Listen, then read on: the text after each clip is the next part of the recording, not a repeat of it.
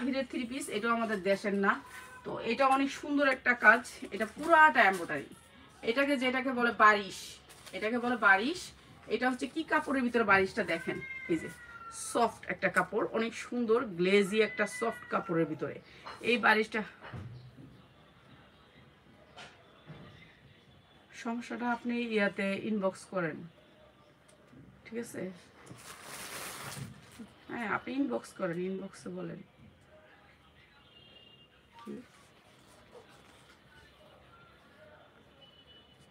আচ্ছা, ওটা আপনি ইনবক্সে বলেন, তাহলে সেটা করে দিব।